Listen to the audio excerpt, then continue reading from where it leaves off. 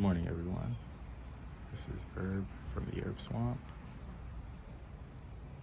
and today we're going to talk about the Pakistan Mulberry in a container, in a 5-gallon container. Now, this thing is very vigorous. I just cut it back. All the leaves, I pretty much denuded it just about 2 weeks ago. This is in part shade, actually pretty moderate shade. It gets anywhere, and let's start by actually the botanical name here. So this is Morus Macroura, improperly labeled as Morus alba, but it's actually not Morus alba. So this Pakistan Mulberry is currently getting just about 3 hours. That's it, guys. 3 hours of full sun. It is taken off. It is huge for a 5-gallon container. I actually did a little bit of root pruning, so the roots are not root bound at all. I'll probably do this, and if you guys are wondering, that's Epsom salt there. I do it like this as a slow release. But yeah, so it's not root bound. It has plenty of room there. I keep it in a pretty heavy bark mix for good drainage, since we're not in full sun, and that's worked out very well. As you guys can see, there's the root flare kind of sticking out, which I find important with these plants. Anyway, let's continue. So for this plant, it can definitely tolerate dry soil. Pretty much likes dry soil, I would say. It likes it on the drier side. If it's like in the heat of the summer, if you're in full sun, I would say probably more moist soil. But it definitely can take the drought very well.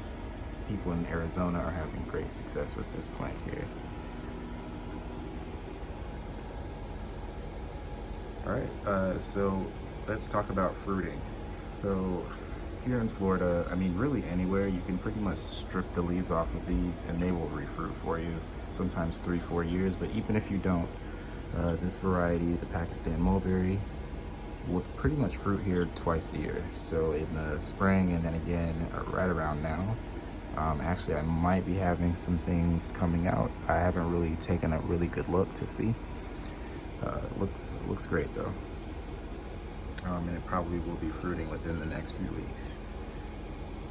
The yields vary, but this is a pretty heavy fruiter for mulberries. And the yield, I mean, the fruiting goes on for about 2 months at a time. So it's something to look forward to.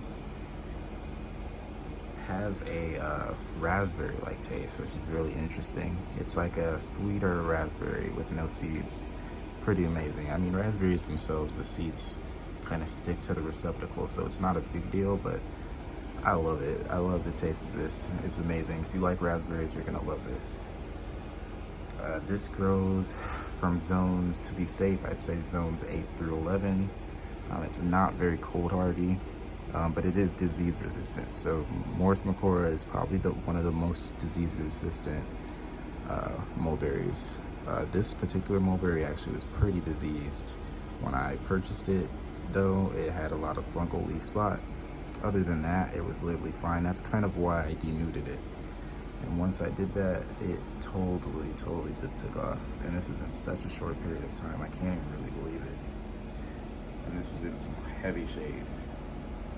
This thing can get to about 40 feet or more. Very tall, but very long-lived. 75 years or more. It's self-fertile, no chill hours. And it's just a very good plant for patio food forest. In my opinion, don't let the size intimidate you. Just keep it pruned back, keep it root pruned when you need to. And there we go, Morus Macroura, the Pakistan Mulberry. Let's take a good look at one of the largest leaves here that I have so far. It does have some odd shaping to it, but that's just common for all mulberries. It doesn't quite have the sheen that you would see for Morus alba, so that's a good way to distinguish it. it doesn't have the roughness that Morus Macroura has, and it doesn't have the thickness of Morus Macroura, so it's definitely its own thing here. Alright, so this is the Pakistan Mulberry. Guys, have a good day.